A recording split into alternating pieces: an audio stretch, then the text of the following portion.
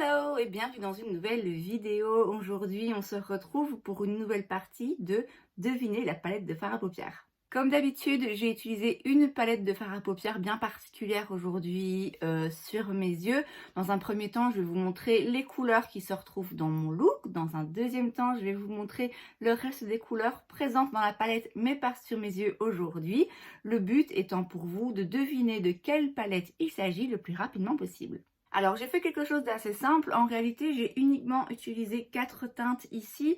J'ai commencé avec la plus claire que j'ai appliquée au-dessus de mon creux de paupière que j'ai bien étiré en teinte de transition.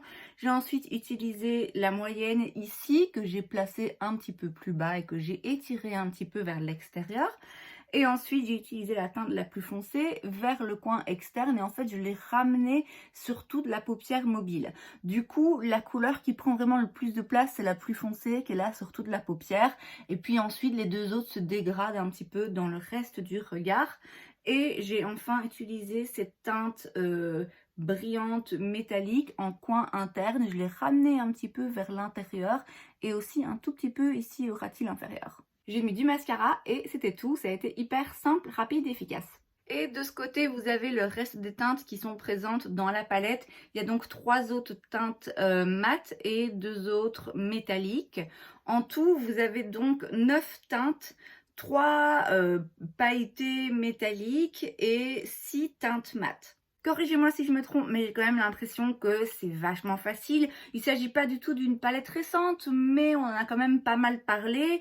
Et il me semble qu'elle est quand même assez particulière. C'est pas évident de la déguiser et de la faire passer pour une autre. Donc voilà, dites-moi si vous avez trouvé de quelle palette il s'agit. Alors, est-ce que vous avez trouvé la palette que j'ai aujourd'hui sur mes yeux? C'est la Neon Obsession de chez Huda Beauty et c'est la orange.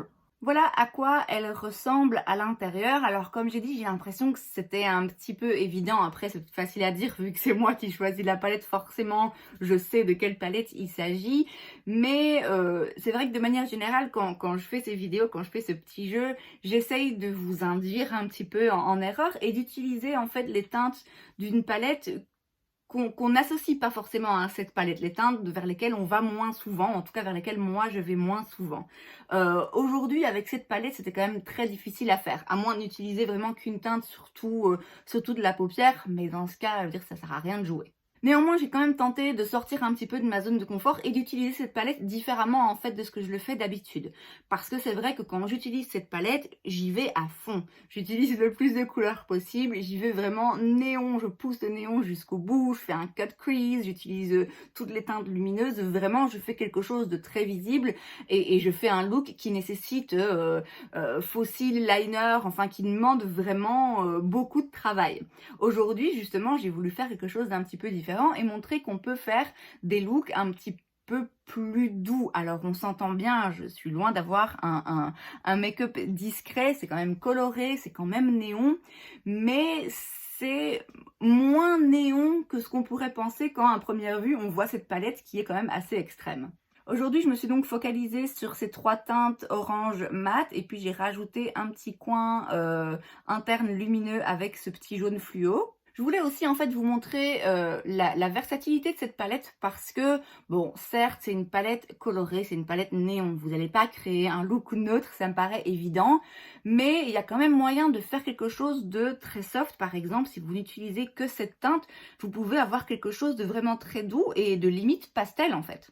Quand cette palette était sortie, elle était sortie par 3, il y avait aussi une rose et une verte. La rose était beaucoup trop rose à mon goût et la verte, d'après les critiques que j'avais vues, les 2 teintes verte néon qui étaient vraiment très jolies et très intéressantes dans la palette étaient pas si bien que ça en termes de qualité et le reste était finalement assez neutre et moins intéressant. Moi en tout cas, c'est celle-là qui me parlait le plus et qui m'intéressait le plus. En ce qui me concerne, je suis pas du tout déçue de la qualité et je suis très contente de l'avoir dans ma collection.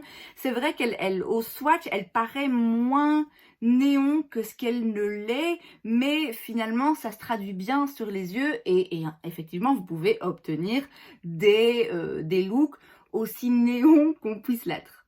Je sais pas si cette palette existe encore. Si c'est le cas, moi je la recommande. En tout cas, moi je suis contente de la qualité des fards et de l'harmonie de couleurs également.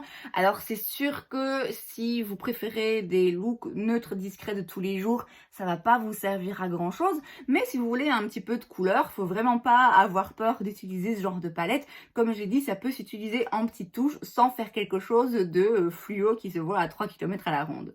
Et c'est donc tout pour cette vidéo, j'espère que ça vous a plu. Si c'est le cas, n'hésitez pas à laisser un like. Vous pouvez aussi vous abonner à ma chaîne parce que c'est gratuit, donc pourquoi pas. Et moi, je vous vois la prochaine fois. Bye!